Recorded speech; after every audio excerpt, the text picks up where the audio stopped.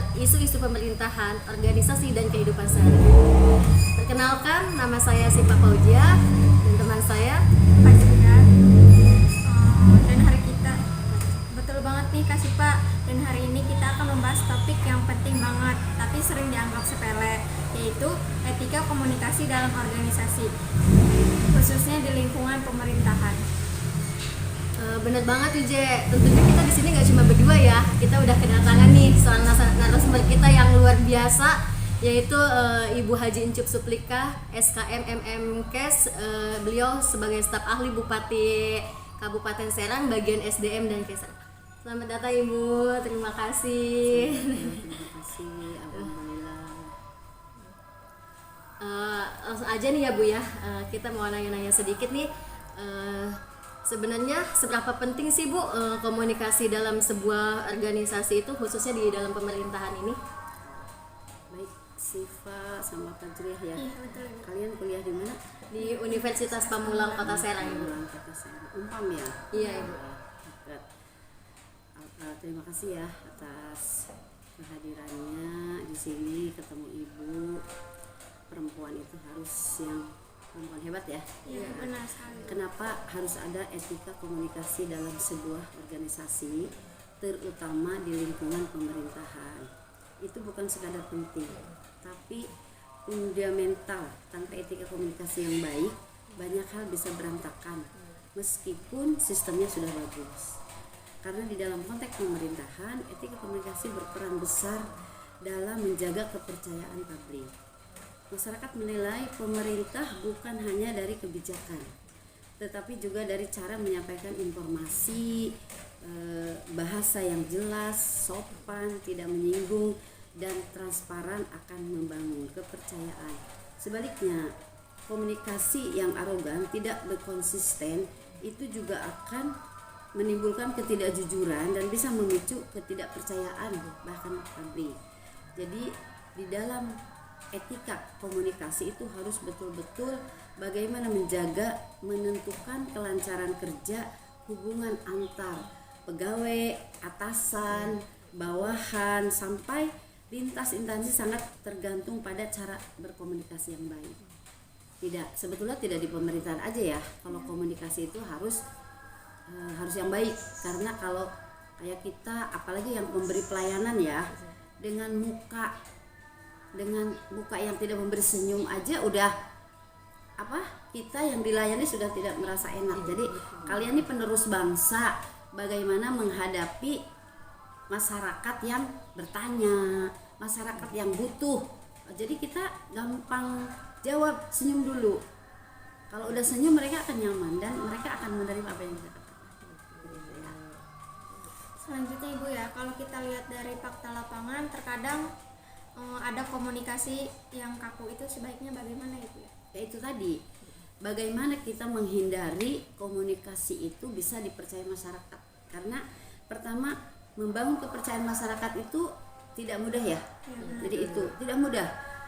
Memang sepele tadi, dianggapnya sepele ya komunikasi, tetapi untuk menjaga citra dan wibawa institusi itu ya kita harus menyiapkan diri. Pertama menyiapkan diri ya, terus memperlancar koordinasi. Bagaimana ini caranya? Itu tadi, pertama tidak kenal kalau tidak sayang kalau tidak kenal. Ya, pertama itu mungkin dengan komunikasi di awal. Terus menghindari konflik kesalahpahaman antara teman kerja, mendukung transparansi akuntabilitas, bagaimana membangun komunikasi supaya tidak terjadi tadi hal-hal yang tadi.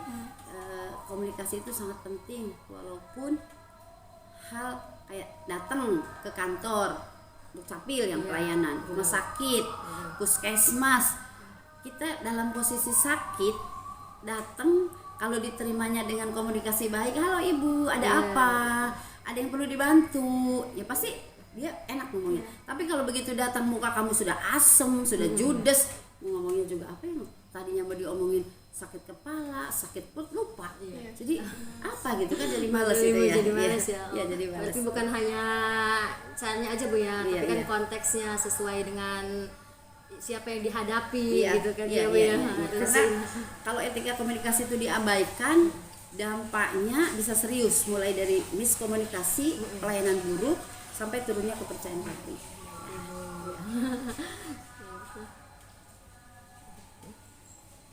Menarik banget ya yang Ibu jelaskan tadi. Jadi sebenarnya etika komunikasi itu bukan cuma aturan tapi juga budaya ya. Ya, budaya yang harus kita laksanakan. Harus dirubah dari ada 5S kan apa tuh? Senyum, Sapa, salam, sopan santun. Itu 5S itu udah kita pegang aja. Itu komunikasi itu tidak untuk di luar ya. Tidak untuk di internal ke orang tua aja kan. Kita kalau ngomong sesuatu ke orang tua itu terbuka dengan senyum, orang tua kita senang. Coba kalau minta uang kayaknya sudah itu juga udah jadi belajar dari keluarga dulu baru keluar untuk komunikasi itu. Berarti maupun formal atau tidak formal sama aja ya Bu ya. Iya, karena komunikasi itu penting. Pertanyaan selanjutnya Bu ya. Lalu bagaimana cara membangun komunikasi yang beretika dalam organisasi? Ya pertama yang harus kita bangun menjawab masyarakat itu dengan ramah dan tidak ketus. Ya kan pertama itu senyum tadi 5S ya. Tidak memotong pembicaraan orang lagi berpendapat itu. Terus menyampaikan informasi sesuai fakta, tidak ditutup-tutupi, transparan ya, ya Bu ya. transparan ya. Menggunakan bahasa yang mudah dipahami dan dimengerti, karena tidak semua orang tujuan kita baik tapi belum tentu menurut mereka baik gitu ya. Terus menghargai pendapat teman kerja, menghargai pendapat orang tua, teman, pimpinan, seperti itu harus dari jangan menurut saya begini Pak tapi tidak bisa dirubah gitu. Itu udah menimbulkan komunikasinya tidak baik ya. Terus apa lagi? Berarti menarik banget ya Bu ya. Berarti kita ini sekarang udah menerapkan good governance ya, transparansi, akuntabilitas harus ya. Harus bertanggung jawab dengan apa yang kita lakukan gitu kan. Khususnya dalam etika organisasi ini kan, dan komunikasinya harus menerapkan 5S ya. Kata Ibu tadi menerapkan 5S ya. Salam, senyum, sopan, santun. Pokoknya kita harus ramah sama orang ya. Dan ini ada pantunnya nih. Wah, boleh banget nih, Ibu, menarik banget nih ya. Jadi pantunnya itu kayak pembuka ya, pergi ke pasar membeli mangga, tak lupa singgah membeli ketan. Cakep. Etika komunikasi harus dijaga agar pelayanan penuh kepercayaan. Wah, luar biasa. Ibu. Ada satu lagi nih. Ada satu lagi nih, teman-teman. Pagi hari minum jamu. Cakep. Jamu diminum sambil tersenyum. Cakep. Mari kita jaga tutur dan tingkah laku agar komunikasi berjalan dengan santun. Masya Allah ya, Ibu luar biasa banget ini. Jadi pesan untuk anak-anakku sekalian, kita bagaimana menghadapi hidup itu tidak semudah membulak-balikan tangan. Karena yang pertama kita lakukan itu dengan komunikasi. Kalau komunikasi tidak punya etika komunikasinya itu udah memberikan pelayanan terburuk ya. Jadi bismillah, masa depan kalian itu masa depan untuk pengganti kita yang sudah senior pensiun, nanti ganti anak-anak muda sekarang. Belajarlah menjadi manusia yang terbaik ya. Jangan cari yang terbaik tapi jadilah yang terbaik ya. Mungkin itu aja ya. Luar biasa. Yang Ibu sampaikan tadi sangat bermanfaat ya buat generasi muda, apalagi Gen Z sekarang ya Bu ya. Iya, Gen Z ya. Sekarang Iya. Dan hati-hati kalau ada orang yang tidak kenal memberikan informasi, itu juga satu komunikasi ya. Itu harus bisa memilah mana yang harus kita percaya, mana yang tidak. Karena dengan Gen Z ini bisa lihat internet, bisa lihat karena di kita itu sekarang algoritma ya.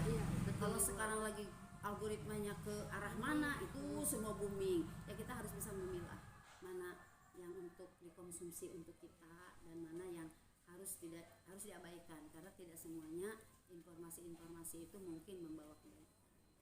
Terima kasih. Ya, satu lagi Bu ya, maaf ya. Tadi kan kata Ibu kita harus bisa memilih ya dari internet yang sekarang itu ya kan. Bagaimana sih Bu cara kita mau dapat informasi itu yang benar atau tidak? Sekarang kan banyak ya yang informasi itu tidak